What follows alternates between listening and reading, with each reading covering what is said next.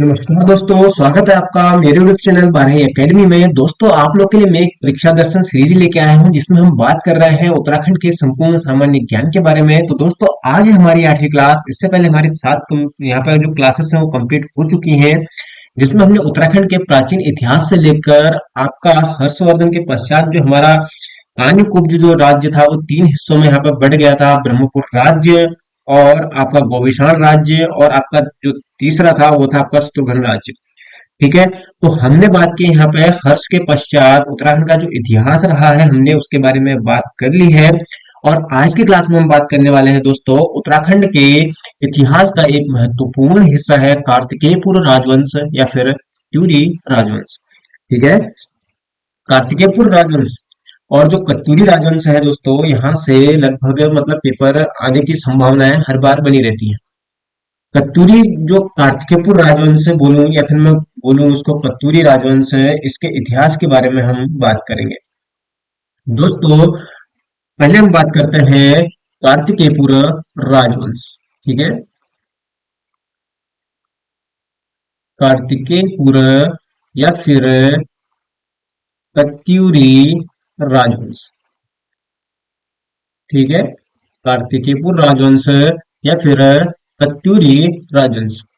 जो कार्तिकेयपुर राजवंश है, इतिहासकार इसका जो टाइम पीरियड है, मतलब कि इसका जो शासन करने की जो कितने वर्ष तक इनने शासन किया है, लगभग इनने 300 350 वर्ष इनने शासन किया है, 700 ईस्वी से लेकर 1050 ईस्वी तक। ठीक है। कार्तिकेयपुर राजवंश की अगर हम बात करें दोस्तों, जो कार्तिकेयपुर राजवंश है, कार्तिकेयपुर राजवंश की अगर हम बात करें तो ये मध्य हिमालय का प्रथम ऐतिहासिक राजवंश है। ठीक है। इससे पहले हमने बात की थी उत्तराखंड का फर्स्ट राजनीतिक राजनीतिक शक्ति कौन सी थी या फिर राजनीतिक शासन राजवंश कौन सा था, तो आप इसका उत्तर कमेंट में बता देना। ठीक है। तो ये जो कार्तिकेयपुर राजवंश है या फिर कत्यूरी राजवंश है दोस्तों, ये मध्य हिमालय का, कहाँ का, मध्य हिमालय का प्रथम ऐतिहासिक राजवंश है। ठीक है। प्रथम ऐतिहासिक जो राजवंश है कौन सा है, आपका होगा कत्यूरी राजवंश है। और यही दोस्तों आपके क्या है, जो प्राचीन कुलिंद है, हमने कुलिंदों के बारे में बात की थी। तो कुलिंद में हमने क्या बात किया था दोस्तों, हमने कुलिंदों को बताया था, जो पहले हमने कुलिंद शासन के बारे में बात की, इसको ही दोस्तों क्या माना जाता है, प्राचीन कुलिंदों की एक शाखा माना जाता है। कहा जाता है कि यहाँ पर मतलब जो ये जो कत्यूरी राजवंश की जो स्थापना की है, ये कुलिंद के ही कोई वंशज रहे होंगे। ठीक है। कुलिंदों की एक शाखा है। यहाँ पे जो कार्तिकीपुर राजवंश है, इसकी जानकारी हमें मिलती कहाँ कहाँ से है, तो इनकी जानकारी के स्रोत क्या रहे हैं। जानकारी के स्रोतों की अगर हम बात करें, जानकारी के जो स्रोत रहे हैं वो क्या रहे हैं, वो रहे हैं आपके ताम्रपत्र और शिलालेख। क्या रहे हैं, ताम्रपत्र और शिलालेख। जैसे आपका हो गया, इस कौन कौन से लेख मिले इनके, इसके बारे में हम डिटेल में भी बात करेंगे। जैसे ताम्रपत्र हो गया आपका ललित सूर्यदेव का, आपका पांडुकेश्वर का ताम्रपत्र हो गया, या फिर भूदेव का आपका हो गया बालेश्वर शिलालेख हो गया। तो इसकी जानकारी हमें मिलती है। ठीक है। इनकी जो इनके शासक रहे हैं, उनके जो ताम्रपत्र और जो शिलालेख रहे मिले हैं, उनसे हमें इस वंश के बारे में क्या मिलती है, जानकारी मिलती है। ठीक हो गया। जानकारी मिलती है। और इसकी जो राजधानी बताई गई है, राजधानी कहाँ बताई गई है, तो इसमें क्या होता है कि जो इसकी राजधानी है, ठीक है, राजधानी बताई जाती है आपका, राजधानी राजधानी बताई जाती है कार्तिकेयपुर। कहाँ पे, कार्तिकेयपुर। कार्तिकेयपुर में ये राजधानी बताई जाती है, जो कि कहाँ है, ये दोस्तों है आपका जोशीमठ। कहाँ पे, जोशीमठ के दक्षिण में। कहाँ पे, जोशीमठ के दक्षिण में यह स्थित है। ठीक है। और ये क्या है कि एक दोस्त इनकी क्या है, प्रारंभिक राजधानी है। ठीक है, प्रारंभिक राजधानी लिख देना इसमें, या फिर आप राजधानी के आगे प्रारंभिक ऐड कर देना इसमें कि जो इनकी प्रारंभिक राजधानी कहाँ थी। तो दोस्तों जो प्रारंभिक राजधानी है ये थी आपकी कार्तिकेयपुर में, जोशीमठ के दक्षिण में। ठीक हो गया। तो मैंने जैसे आपको यहाँ पे बताया कि जो ये वंश है इसमें क्या होता है कि ये लगभग क्या 300 वर्ष तक शासन करते हैं, जिसमें क्या होता है 14 नरेशों के नाम मिलते हैं। कितने? 14 नरेशों के नाम मिलते हैं जिनने यहाँ पे शासन किया था। ठीक है। और यहाँ पे हम बात करें इनकी प्रारंभिक राजधानी तो कार्तिकेयपुर थी, तो दूसरी राजधानी कहाँ थी? हम अगर प्रारंभिक राजधानी की बात करेंगे तो जाहिर सी बात है, अगर एक ही राजधानी होगी तो हम प्रारंभिक राजधानी की बात नहीं करेंगे। तो इनकी जो प्रारंभिक राजधानी थी वो तो कार्तिकेयपुर में थी, तो दूसरी राजधानी इनकी कहाँ बनी? जो दूसरी राजधानी है दोस्तों, दूसरी राजधानी बनी इनकी कहाँ पे? तो यहाँ पे आपको लिखना है दूसरी राजधानी। तो दूसरी राजधानी कहाँ बनी और कहाँ बनाई इनने? तो दूसरी राजधानी बनाई आपकी बैजनाथ के पास। जो बैजनाथ के पास है, बैजनाथ कार्तिकेयपुर में, कत्यूर घाटी है ना, अल्मोड़ा के कत्यूर घाटी में बैजनाथ के पास, बैजनाथ कार्तिकेयपुर में। ठीक है। कहाँ पे? बैद्यनाथ कार्तिकेयपुर में, कार्तिकेयपुर। ये है कहाँ दोस्तों? ये है दोस्तों आपका कत्यूर घाटी। ठीक है, अल्मोड़ा के कत्यूर घाटी में बैद्यनाथ के पास। ठीक है, बैद्यनाथ के पास, या फिर बैजनाथ के पास। ठीक है, बैजनाथ कर लेना इसको, अभी वर्तमान में बैजनाथ नाम मिलता है। ठीक है, बैजनाथ के पास इनकी क्या थी? दूसरी राजधानी थी। और इसमें क्या होता है दोस्तों, जो इसका नाम है, ठीक है, इसका नाम कत्यूरी, जो कत्यूरी शब्द मिला हम, ठीक है, ये कार्तिकेयपुर राजवंश के बारे में पढ़ रहे हैं क्योंकि इनकी जो राजधानी थी वो कार्तिकेयपुर में थी। लेकिन जो कत्यूरी शब्द है, ये कत्यूरी शब्द का प्रयोग किसने किया है इस वंश के लिए? तो दोस्तों जो ये कत्यूरी शब्द का प्रयोग है, कत्यूरी शब्द यहाँ पे लिखना आप हेडिंग में, जो कत्यूरी शब्द का प्रयोग है ये किसने किया? ये किया दोस्तों आपका एडिकिंसन के द्वारा। किसके द्वारा?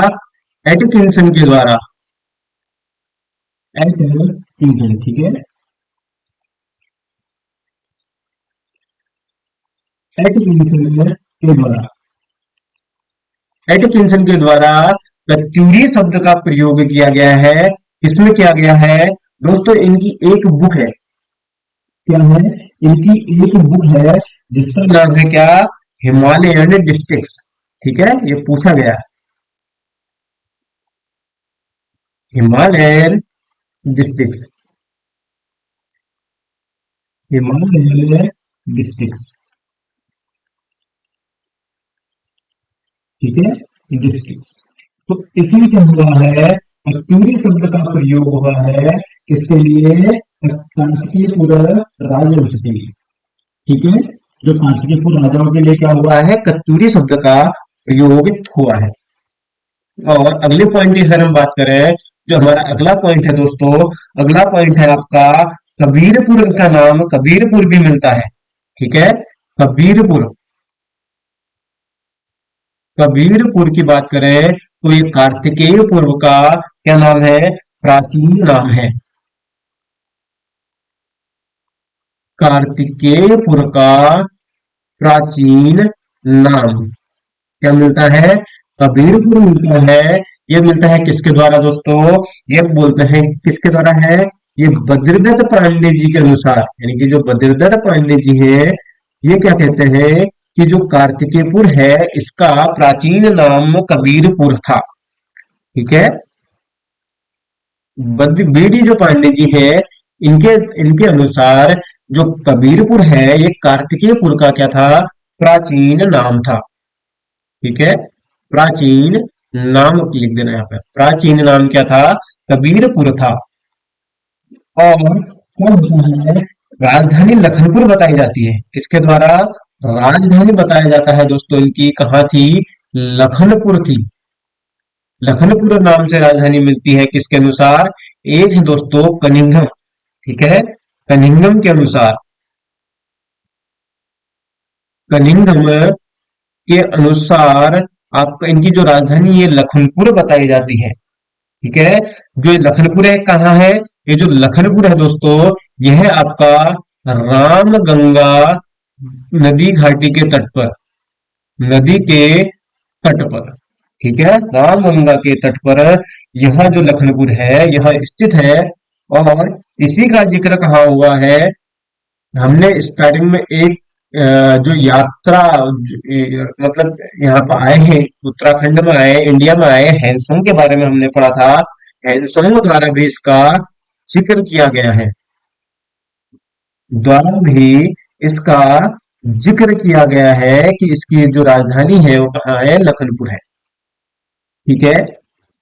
और जो इनकी दोस्तों शीतकालीन राजधानी थी, कौन सी राजधानी, इनकी आपकी शीतकालीन जो राजधानी थी कहाँ थी, आठवां पॉइंट लिखना है आपको, शीतकालीन राजधानी, शीतकालीन राजधानी कहाँ थी दोस्तों, तो शीतकालीन राजधानी थी इनकी कहाँ पे, भिकुली में। क्या नाम है, भिकुली, भिकुली, ठीक है।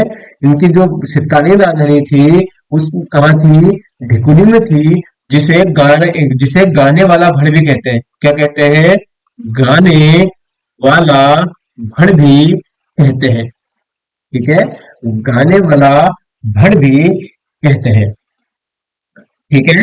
और मैंने आपको बताया कि जो इनके क्या हुए हैं, इनकी जो स्रोत रहे वो क्या रहे, ताम्रपत्र, और यहाँ पे ऐड कर लेना, इनके जो स्रोत है, जानकारी के स्रोत ताम्रपत्र और शिलालेख है। और जो इनके अभिलेख है ना दोस्तों, जो इनके अभिलेख मिले हैं वो कुटिला लिपि में प्रयोग हुआ, मतलब जो उसमें अभिलेख प्राप्त हुए ना उनमें कुटिला लिपि का प्रयोग हुआ है, ठीक है, ये आगे आपको बताऊंगा। तो यहाँ पे क्या होता है कि मैंने आपको बताया कि लगभग 300 वर्षों तक इनका शासन रहता है, जिसमें 14 नरेशों के नाम मिलते हैं। और जो ये 14 नरेश है दोस्तों, ये तीन परिवार के हैं, ठीक है।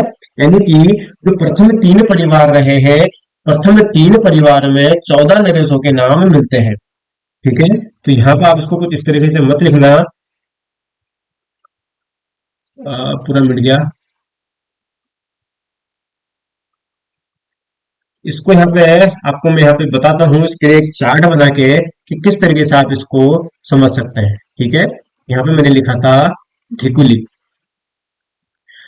तो क्या होता है दोस्तों, जो यहाँ पे इनके प्रथम तीन परिवार हैं, यानी कि इनके जो प्रथम है तीन परिवार हैं, प्रथम तीन परिवार के 14 निवेशों के नाम मिलते हैं, 14 निवेशों के नाम मिलते हैं, यानी कि 14 शासकों के नाम मिलते हैं, जिनने क्या किया, 300 वर्षों तक इनने शासन किया था, ठीक है। तो हम इन तीन परिवार के बारे में ही पढ़ने वाले हैं, जो कि काफी महत्वपूर्ण है कार्तिकेय पुराण राजवंश में, ठीक है। तो यहाँ पे क्या होता है, तो प्रथम परिवार है, ठीक है, प्रथम परिवार। अगले अगले पेज में चलते हैं, यहाँ पे हेडिंग डालते हैं दोस्तों, प्रथम परिवार, प्रथम परिवार। तो प्रथम परिवार की बात करें तो दोस्तों, जो प्रथम परिवार का जो संस्थापक कौन था, बसंत देव था, कौन था, बसंत देव, ठीक है। जो प्रथम परिवार का शासक कौन था, बसंत देव था। यानी कि जो पहला नाम आता है दोस्तों, वो आपका आता है बसंत देव। बसंत देव की अगर हम बात करें तो जो बसंत देव है, बसंत देव क्या है, प्रथम वंश का, यानी कि प्रथम परिवार का शासक है, ठीक है। यह है दोस्तों प्रथम परिवार का संस्थापक, प्रथम परिवार का संस्थापक कौन है, बसंत देव है। यानी कि पहला जो परिवार आता है वो क्या आएगा, प्रथम परिवार आएगा, जिसका संस्थापक कौन है, इस बसंत देव है, ठीक है। और जो बसंत देव है दोस्तों, बागेश्वर शिलालेख के अनुसार बसंत देव ने एक मंदिर को सोलेश्वर नामक ग्राम दान किया था। क्या किया था? दूसरे पॉइंट की अगर हम बात करें, बसंत देव ने ही दोस्तों क्या किया था कि एक मंदिर को एक मंदिर को सोमेश्वर नामक ग्राम दान किया था। ठीक है, दान दिया था, यानी कि दान क्या किया था, ग्राम को दान में दिया था। कौन सा? सोमेश्वर नामक को। सोमेश्वर नामक एक ग्राम था जिसको इसने दान में दिया था। इसका हमें पता कहाँ से लगता है? बालेश्वर शिलालेख से। किससे? बालेश्वर लेख से। ठीक है, बालेश्वर लेख से हमें इसका पता चलता है। और बालेश्वर शिलालेख किसका है? तो जो बालेश्वर शिलालेख है दोस्तों, ये है आपका किसका? ये है आपका देसर देव का। ठीक है, आगे हम देसर देव के बारे में बात करेंगे। और यहाँ पे दोस्तों इसको क्या मिलती है? इसको जो जोशीमठ का जो नरसिंह मंदिर है, उसका निर्माण भी किसने किया था? वो भी दोस्तों आपका करा था बसंत देव ने। कौन से मंदिर का? जोशीमठ के जोशीमठ में नरसिंह मंदिर, नरसिंह मंदिर का निर्माण किसके द्वारा किया गया? तो आपका उत्तर होगा किसके द्वारा? बसंत देव के द्वारा। और इसको दोस्तों मिली थी परम भट्टारक। परम भट्टारक महाराजाधिराज महाराजाधिराज महाराजाधिराज परमेश्वर की इसको क्या मिली थी? उपाधि धारण की थी इसने। क्या? उपाधि धारण की थी। परम भट्टारक महाराजाधिराज परमेश्वर की उपाधि धारण की थी। इसके बाद क्या होता है कि जो इसके बाद कौन मिलता है दोस्तों? इसके बाद आपका बसंत देव के बाद किसका नाम मिलता है? बसंत देव के बाद मिलता है आपका खरपर। कौन आता है आपका सेकंड में? खरपर्दे। खरपर्दे। ठीक है, ये प्रथम परिवार का दूसरा शासक है। ठीक है, और खरपर्दे के बारे में ज्यादा यहाँ पे इतिहास में नहीं मिलता। इनकी एक पत्नी का नाम मिलता है कि पत्नी का नाम क्या था? तो पत्नी का नाम यहाँ पर आपका कल्याण देवी था। इनकी जो पत्नी थी वो कौन थी? वो थी आपकी कल्याण देवी। और कल्याण देवी इनकी पत्नी का नाम था। और ये कौन थे? ये दोस्तों कन्नौज के जो राजा थे। कहाँ के? कन्नौज। कन्नौज के राजा कौन थे? यशोवर्मन के क्या थे? समकालीन थे। यशोवर्मन के समकालीन। यशोवर्मन के समकालीन थे। कौन? आपका हरप्रदेव। ठीक है, तो इसके बाद क्या होता है कि इनका पुत्र बनता है अगला राजा। ठीक है, इनका पुत्र का क्या नाम है? इनके पुत्र बनते हैं जिसका नाम है आपका क्या? कल्याण राज। कौन बनते हैं? कल्याण राज। तो कल्याण राज के बारे में यहाँ पे हमें जानकारी मिलती है कि जो कल्याण राज है, इनकी पत्नी का नाम क्या है? महारानी लद्दा देवी है। क्या है? पत्नी। इनकी पत्नी कौन थी? ये थी आपकी महारानी लद्दा बाई। ठीक है, सॉरी, लद्दा देवी। लद्दा देवी कौन थी? इनकी पत्नी थी। और जो क्या बोलते हैं कौन? इसके इसके अलावा यहाँ पे इसकी कोई क्या बोलते हैं जानकारी मिलती नहीं है। इसके बाद जो यहाँ पे चौथा जो शासक बनता है प्रथम परिवार का। ठीक है, प्रथम परिवार का जो चौथा शासक बनता है वो कौन बनता है? आपका त्रिभुवन राज। कौन? त्रिभुवन राज। चौथा शासक बनता है आपका त्रिभुवन राज। ठीक है, त्रिभुवन राज के बारे में अगर हम बात करें तो ये कौन था? ये खरपर देव वंश का अंतिम शासक था। या फिर प्रथम जो प्रथम परिवार है उसका अंतिम शासक कौन था? खरपरदेव वंश का अंतिम शासक। ये जो खरपरदेव है ना, खरपरदेव वंश का अंतिम शासक कौन था, यानी कि इसका पुत्र बना, फिर कल्याण राज बना, फिर कल्याण राज के बाद क्या बना, फिर भुवन राज जो था इसका अंतिम शासक बना। और ये दोस्तों खरपरदेव का खरपरदेव वंश का अंतिम शासक है, ठीक है, का अंतिम शासक। इसकी जानकारी हमें मिलती है दोस्तों आपका बागेश्वर लेख के अनुसार। किसके अनुसार?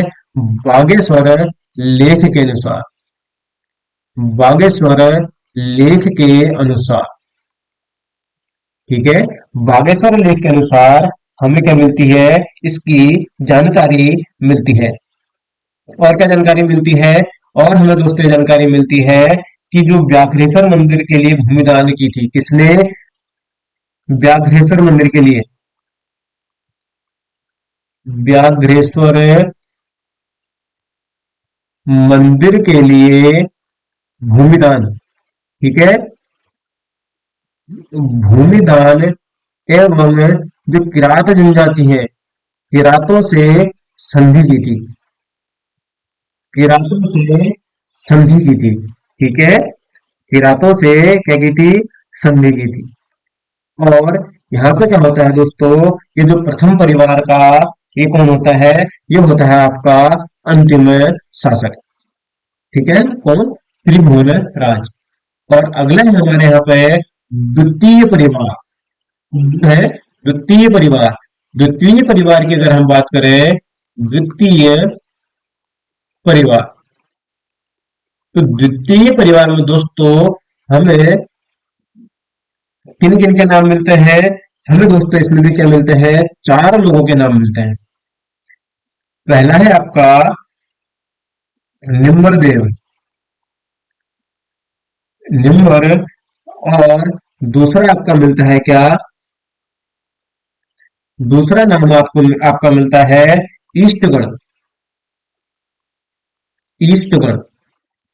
और तीसरा नाम मिलता है आपका ललित सुरदेव, ललित सूरदेव। और चौथा नाम है आपका क्या? भूदेव, ठीक है, भूदेव। तो क्या होता है कि जो कार्तिकेयपुर राजवंश है उसके द्वितीय परिवार का जो संस्थापक है कौन है? वो है आपका निम्बर, ठीक है। यहाँ पर हम बात करेंगे द्वितीय परिवार का संस्थापक, द्वितीय परिवार का संस्थापक कौन था? आपका निम्बर नाम, जो का जो शासक है वही द्वितीय परिवार का संस्थापक है, जो शैव धर्म को मानता था। कौन से धर्म को मानता था? ये मानता था दोस्तों आपका शैव धर्म को, शैव धर्म को मानता था। और इनकी जो रानी थी वो कौन थी? रानी थी नासु देवी, रानी थी नासु देवी, नासु देवी इनकी रानी थी। और यहाँ पे क्या होता है, इसके बाद इनका जो पुत्र है, कौन पुत्र है? इष्टगण देव। इष्टगण देव कौन है? इनका पुत्र है। ये फिर क्या बनता है? ये राजा बनता है, ठीक है। जो इष्टगण है, इष्टगण से यहाँ पे क्या होता है कि यहाँ पे एक इनकी जो पत्नी का नाम है, कौन? इनकी जो रानी है यानी कि पत्नी है, पत्नी का नाम क्या है? पत्नी का नाम होता है वेगा देवी, वेगा देवी, ठीक है। और ईस्ट गण से दोस्तों एक प्रश्न बनता है कि वह कौन सा शासक है, या फिर वह कौन सा प्रथम शासक है जिसने समस्त उत्तराखंड को एक सूत्र में बांधने का प्रयास किया, ठीक है। ये मोस्ट आईएमपी क्वेश्चन बनता है कि वह कौन सा कार्तिकेयपुर राजवंश का वह कौन सा शासक है जिसने उत्तराखंड को एक सूत्र में या फिर एक सूत्र में बांधने का प्रयास किया। तो आपका उत्तर होगा ईस्ट गणदेव, जो कि द्वितीय परिवार का शासक है, ठीक है। यहाँ पे लिखना आपको प्रथम, फर्स्ट शासक, यानी कि फर्स्ट कत्यूरी शासक लिखना, ठीक है। यहाँ पे फर्स्ट कत्यूरी शासक, कत्यूरी शासक जिसने उत्तराखंड को एक सूत्र में बांधने का प्रयास किया। क्या किया? एक सूत्र में बांधने का प्रयास किया। ठीक है। वो कौन था? वो आपका था ईस्ट गणदेव। ठीक है। ईस्ट गणदेव के पास क्या होता है दोस्तों? जो ईस्ट गणदेव है, इसने ही क्या किया? उत्तराखंड को एक सूत्र में बांधने का प्रयास किया। और इसने जागेश्वर में, कहां पे? जागेश्वर में एक लकुलिस, नटराज, नटराज लकुलिस, और क्या था? नव दुर्गा, नव दुर्गा महिषा मर्दिनी। ठीक है। महिषा मर्दिनी के मंदिर बनवाए थे, के मंदिर बनवाए। किसने? ईस्ट गण देव ने। ठीक है। ये भी क्या था? ये भी अपने पिता के समान ही क्या था? शैव था, शैव धर्म को मानता था। ठीक है। क्या करता था? शैव धर्म को मानता था। और ईस्ट गुरुदेव के बाद दोस्तों, इसका जो पुत्र है, कौन? इसका जो पुत्र है ललित सूर्यदेव, ये क्या होता है? गद्दी में बैठता है। ठीक है। गद्दी में बैठता है। और यही क्या है दोस्तों? ये लगभग कब गद्दी में बैठता है? ये 832 ईस्वी में गद्दी में बैठता है। ठीक है। गद्दी में बैठता है कब? 832 ईस्वी में। और ये कत्यूरी वंश का सबसे प्रतापी एवं क्या था? महान या फिर शौर्यवान शासक था। सबसे प्रतापी शासक कौन था? आपका ललित सूर्यदेव था, कत्यूरी वंश का। ठीक है। तो यहाँ पर मैं कत्यूरी वंश की बात कर रहा हूं, तो कत्यूरी वंश का ही सबसे प्रतापी शासक कौन है? ललित सूर्यदेव है। ठीक है। और इसका क्या है? एक लेख, एक ताम्रपत्र मिलता है। कौन सा? पांडुकेश्वर ताम्रपत्र मिलता है इसका। ताम्र पत्र मिलता है किसका? ललित सूर्यदेव का। सर्वाधिक ताम्र पत्र किसके मिले हैं? जो सर्वाधिक ताम्र पत्र है वो मिले हैं आपके ललित सूर्यदेव के। ठीक है। सर्वाधिक ताम्र पत्र किसके मिले हैं? वो मिले हैं आपके ललित सूर्यदेव के। और ललित सूर्यदेव के जो शासन काल में है, वो 21वें और 22वें वर्ष के दो ताम्र पत्र प्राप्त हुए हैं। ठीक है। कौन से वर्ष के? 21वें शासन काल में, 21वें व 22वें वर्ष के दो ताम्रपत्र। ठीक है। क्या मिले हैं? दो ताम्रपत्र मिले हैं। और इसकी दो पत्नियां थी। कितनी थी? इसकी दो पत्नियां थी। जो यहाँ पर लिख रहा हूं मैं लाइन से, तो दो पत्नियां थी इसकी। किसकी? ललित सूर्यदेवी की। कौन कौन? एक थी आपकी लया देवी और साम देवी। लया देवी। और दूसरी थी कौन? दूसरी थी आपकी साम देवी। ठीक है। और जो साम देवी थी, इसने भगवान नारायण का मंदिर बनवाया था। कौन? वे साम देवी है। साम देवी ने भगवान नारायण का मंदिर बनवाया था। भगवान नारायण का मंदिर बनवाया किसने? साम देवी ने। ठीक है। साम देवी ने क्या किया? भगवान नारायण का मंदिर बनवाया। ये साम देवी दोस्तों, इन्हीं क्या किया? भगवान नारायण का मंदिर बनवाया। ठीक हो गया। इसके बाद क्या होता है? जो फिर इसके बाद जो ललित सूर्यदेव है, इसके बाद क्या होता है? इसका पुत्र भूदेव। कौन? ललित सूर्यदेव का जो पुत्र है भूदेव। कौन पुत्र भूदेव क्या होता है, गद्दी पर बैठता है। ठीक है। और भूदेव से जो प्रश्न आते हैं वो कौन कौन से प्रश्न आते हैं कि बैजनाथ मंदिर का निर्माण किसने कराया। बैजनाथ मंदिर का निर्माण, बैजनाथ मंदिर का निर्माण किसके द्वारा किया गया, भूदेव के द्वारा किया गया। और भूदेव से और प्रश्न बनता है कि इसका एक शिलालेख है। कौन सा शिलालेख है, भूदेव का है दोस्तों, बालेश्वर शिलालेख।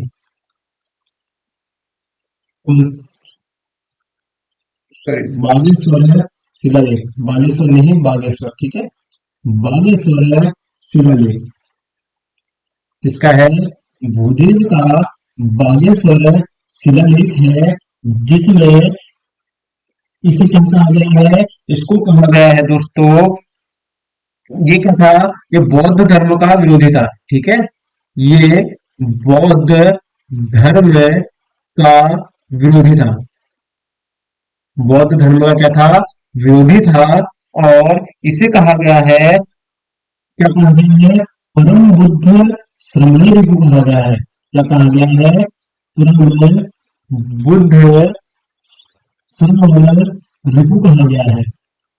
ठीक है, क्या कहा गया है, परम बुद्ध श्रमण रिपु कहा गया है, किसमें, बागेश्वर शिलालेख में,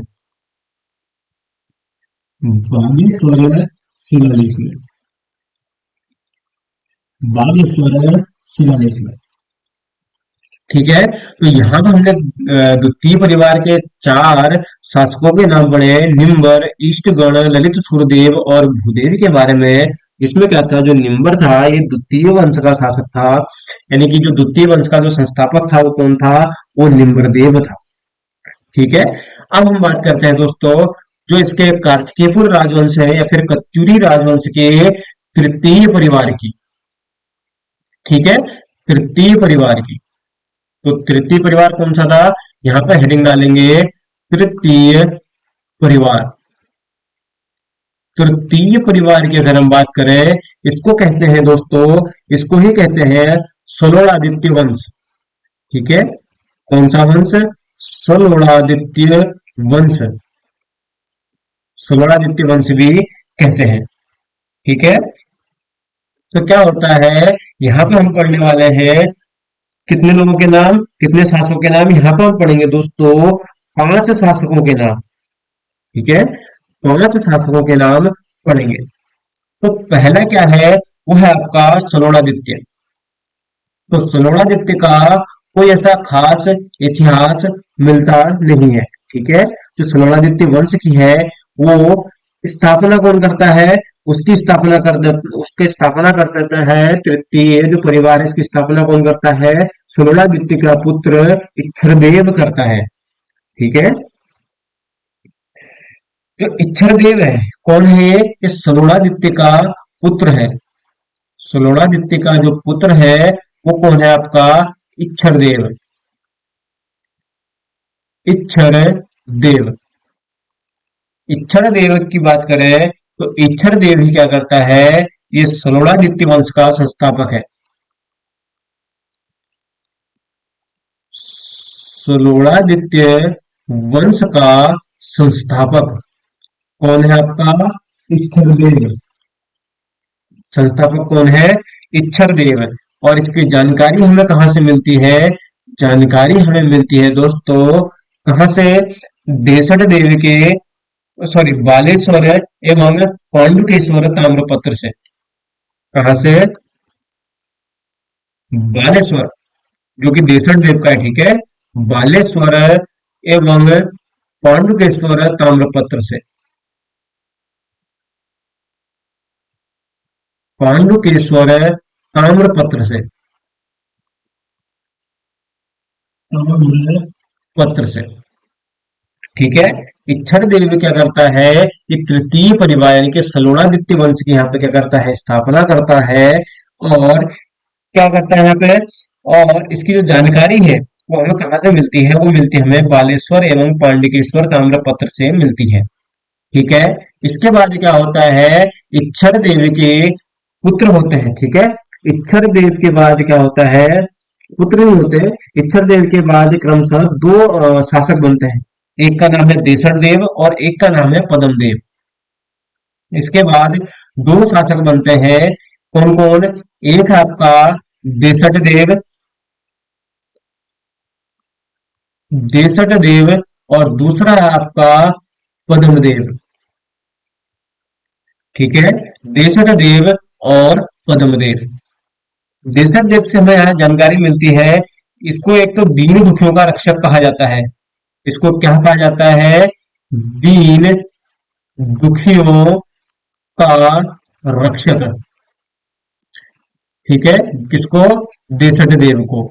और ये क्या होता है, इसको ही कहा जाता है स्वर्णदाता। इसको क्या कहा जाता है? स्वर्णदाता कहा गया है किसको? देसट देव को।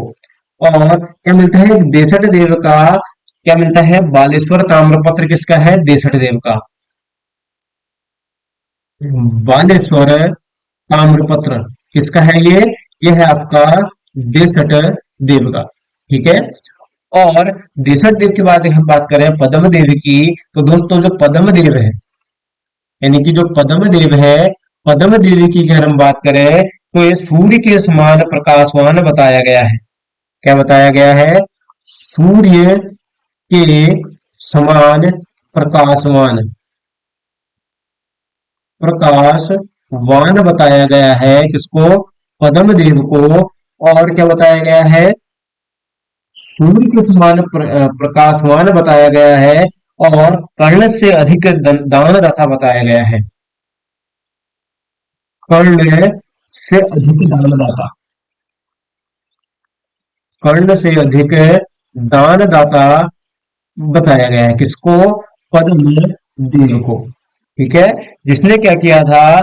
बद्रीनाथ मंदिर को भूमि दान दी थी। जिसने क्या किया था?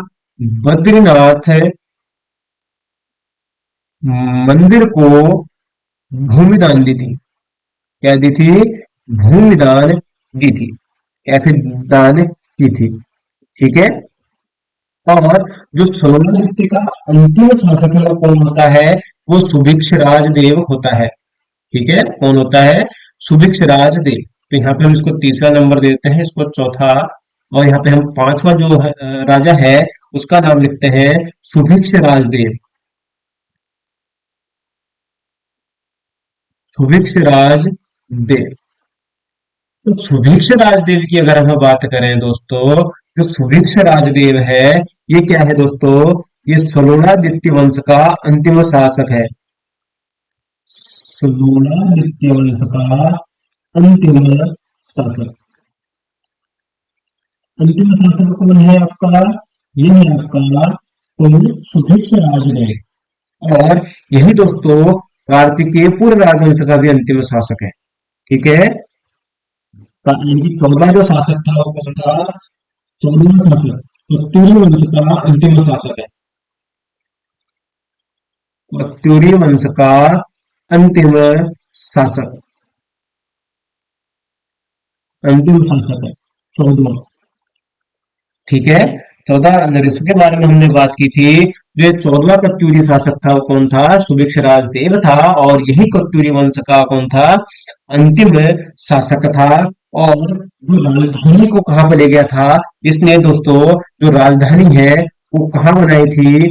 राजधानी लेके गया था ये सुभिक्षपुर। राजधानी हो गया है। राजधानी को कहाँ बनाई इसने? इसने राजधानी बनाई आपका सुभिक्षपुर में। सुभिक्षपुर में इसने अपनी राजधानी बनाई। ठीक है, तो इनने क्या किया? जो अपनी राजधानी है वो कहाँ ले गया? सुभिक्षपुर में ले गया। तो हमने बात की दोस्तों, यहाँ पे हमें क्या मिलता है? हमने यहाँ पे अभी बात की थी कि जो वैजनाथ कार्तिकेयपुर है, तो वैद्यनाथ कार्तिकेय मतलब दूसरी राजधानी जो बनाई थी, इनने कहाँ बनाई थी? वैद्यनाथ कार्तिकेयपुर में बनाई थी। तो जो सुभिक्षराज देव है, इसके ही किसी वंशज ने क्या किया था? कुमाऊं की गोमती घाटी में राजधानी बनाई थी, जिसका नाम वैद्यनाथ शिला, जो लेख है वैद्यनाथ लेख है उसमें वैद्यनाथ कार्तिकेयपुर मिलता है। ठीक है। तो आगे हम बात करें, यानी कि इसकी हम बात करेंगे चौथे परिवार के रूप में। ठीक है, चौथे परिवार के रूप में हम इसमें बात करेंगे। मुख्यतः यहाँ पे तीन परिवार के मतलब बारे में हमने यहाँ पर पढ़ते हैं कार्तिकेयपुर राजवंश में। तो यहाँ पे कुछ हम एक यहाँ पे इम्पोर्टेंट फैक्ट के बारे में बात कर लेते हैं। इम्पोर्टेंट फैक्ट है जैसे आपका यहाँ पे लिखना है दोस्तों, आपको 3 स्टार में ऐड करने हैं, ठीक है, या फिर यहाँ पे नोट करके लिख लेना है, नोट करके लिख लेना है। तो क्या होता है, कश्मीरी इतिहासकार एक कौन है? एक है आपका कश्मीरी इतिहासकार, कश्मीरी इतिहासकार है आपके कौन? कौन? कल्हण। कल्हण, कल्हण की एक बुक है, क्या है? एक बुक है राज तरंगिणी, तरंगिणी, गलत लिख दिया क्या मैंने? राज तरंगिणी।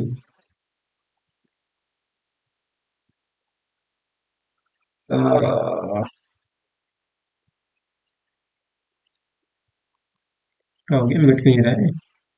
राज तरंगिणी, ठीक है, इनकी एक बुक है राज तरंगिणी, ठीक है। राज तरंगिणी बुक में कश्मीरी राजा में, जो कश्मीरी राजा है, कश्मीरी राजा कौन? ललितादित्य, ललिता, ललितादित्य, ललितादित्य मुक्ताफीर, कौन? ललितादित्य मुक्ताफीर के द्वारा गढ़वाल क्षेत्र को, गढ़वाल क्षेत्र को जीतने का उल्लेख मिलता है। किसमें उल्लेख मिलता है? कश्मीरी इतिहासकार कल्हड़ की जो बुक है राजतरंगिणी में, ठीक है। और नालंदा अभिलेख के अनुसार, ये तो पहला पॉइंट था हमारा, और एक और दूसरा पॉइंट है, यह दोस्तों नालंदा अभिलेख, ठीक है। नालंदा अभिलेख के अनुसार क्या है? नालंदा अभिलेख के अनुसार हमें पता चलता है कि जो बंगाल के पाल शासक है, कौन? बंगाल के पाल शासक है, जो बंगाल के पाल शासक है धर्मपाल ने गढ़वाल पर आक्रमण किया। बंगाल के पाल शासक कौन? धर्मपाल ने क्या किया? गढ़वाल पर आक्रमण किया, गढ़वाल पर आक्रमण किया, ठीक है, गढ़वाल पर आक्रमण किया। अब हम आगे बढ़ते हैं दोस्तों। क्या होता है, जो सुभिक्षराज देव है, ठीक है, क्या होता है, जो सुभिक्षराज देव है, तो सुभिक्षराज देव का एक जो सुभिक्षराज देव होता है, चोलादित्य वंश का अंतिम शासक होता है। इसके किसी वंशज ने क्या किया, कुमाऊं में जो गोमती घाटी है, कहाँ पे? यानी कि हम यहाँ पहले डाल देंगे जो गोमती घाटी है, गोमती घाटी के क्या हुआ, गोमती घाटी में राजधानी बनाई, ठीक है। गोमती घाटी में राजधानी बनाई थी, जिसका नाम बैजनाथ लेखों में वैद्यनाथ कार्तिकेयपुर मिलता है, ठीक है। जो हमने बात की इनकी, जो कार्तिकेयपुर जो राजवंश की, जो हमने दूसरी राजधानी के बारे में बात किया था, हमने बात की थी कि इनकी जो दूसरी राजधानी कहाँ थी, वैजनाथ कार्तिकेयपुर में थी, जो कि वैजनाथ के पास है, गोमती घाटी के पास। यहाँ पे क्या होता है, जो सुभिक्षु राजदेव का कोई वंशज होता है, वो क्या करता है, कुमाऊं में गोमती जो घाटी है वहां पे क्या होता है, राजधानी बनाता है, जिसका नाम बैजनाथ लेखों में क्या मिलता है, वैद्यनाथ कार्तिकेयपुर नाम मिलता है, ठीक है। तो इसलिए हम क्या करते हैं कि कार्तिकेयपुर वंश का चतुर्थ परिवार या पाल वंश के नाम से जान सकते हैं, ठीक है। तो हम अब बात करने वाले हैं किसके बारे में, हम अब बात करने वाले हैं दोस्तों चतुर्थ परिवार के बारे में। किसके बारे में? चतुर्थ परिवार, चतुर्थ परिवार। तो चतुर्थ परिवार की अगर हम बात करें, इसको ही हम बोलते हैं पाल वंश के नाम से भी जान सकते हैं, ठीक है। पाल वंश के नाम से भी इसको हम जान सकते हैं। तो यहाँ पे हमें कितने, तीन नाम, मुख्यतः हमें यहाँ पे तीन नाम मिलते हैं। कौन कौन से? जो तीन नाम है आपको ये याद रखने हैं। जो ये तीन नाम है कौन कौन से हैं? पहला है आपका दोस्तों लखनपाल देव, लखन पाल देव। दूसरा है आपका क्या है, इंद्रपाल। लखनपाल, इंद्रपाल देव। और तीसरा है आपका त्रिभुवन पाल देव। त्रिभुवन पाल देव, ठीक है। ये तीन नाम मिलते हैं, इसको हम पाल वंश के नाम से भी जानते हैं। इनका जो नामक जानकारी कहाँ से मिलती है, इनकी जो जानकारी है दोस्तों, इनकी जानकारी हमें मिलती है बैजनाथ शिलालेखों से। जानकारी मिलती है हमें वैद्यनाथ शिलालेखों से, ठीक है। शिलालेखों से जानकारी कहाँ से मिलती है, इनकी जानकारी हमें वैद्यनाथ लेखों से मिलती है। तो क्या होता है, तो मैंने आपको बताया, तो वैद्यनाथ शिलालेखों में मिलती है, जिसकी राजधानी कहाँ थी, वैद्यनाथ कार्तिकेयपुर में थी, ठीक है। वैद्यनाथ कार्तिकेयपुर में क्या थी इनकी राजधानी, राजधानी कहाँ थी, यहाँ पर मैं आपको लिख देता हूँ। सुभिक्ष राज, सुभिक्ष राज देव के किसी वंशज ने कुमाऊं की, कुमाऊं की गोमती घाटी में क्या किया था इनने, गोमती घाटी में क्या किया था, राजधानी बनाई थी, राजधानी बनाई थी, ठीक है। जिसका नाम, किसका, जो राजधानी बनाई थी उसका नाम क्या मिलता है, बैजनाथ लेखों में। बैजनाथ लेखों में क्या मिलता है दोस्तों, बैजनाथ लेखों में बैजनाथ कार्तिकेयपुर मिलता है। क्या मिलता है, बैजनाथ कार्तिकेयपुरम मिलता है, ठीक है। शायद आप यहाँ पर समझ गए होंगे कि जो हम चौथे जो परिवार की हम बात कर रहे हैं, ये किस वंश के, मतलब जो तृतीय परिवार का जो अंतिम शासक रहा है उसके किसी वंशज ने यहाँ पे राजधानी बनाई थी, ठीक है। तो यहाँ पे हमने बात की कार्तिकेयपुर राजवंश के बारे में, जिसकी हमें जो जानकारी के स्रोत हमें शिलालेख और ताम्रपत्र से मिले। तो शिलालेख, जैसे हम जानकारी की बात करें, बागेश्वर ताम्रपत्र, सॉरी बागेश्वर शिलालेख है, बागेश्वर शिलालेख है। दूसरा आपका है आपका पांडुकेश्वर ताम्रपत्र है, पांडुकेश्वर ताम्रपत्र है। और इसके अलावा हमें कहाँ से जानकारी मिली, और हमें जानकारी मिली है यहाँ पे कंडारा ताम्रपत्र भी मिलता है। और चौथा है इनका बालेश्वर ताम्रपत्र, बालेश्वर मंदिर ताम्रपत्र से, ठीक है। तो दोस्तों, उम्मीद है कि मैंने आपके यहाँ पे सभी डाउटों को क्लियर किया होगा। तो दोस्तों, अगर आपको वीडियो पसंद आए तो वीडियो को लाइक, शेयर और चैनल को सब्सक्राइब करना नहीं भूलना। दोस्तों, मिलते हैं अपनी नेक्स्ट वीडियो में।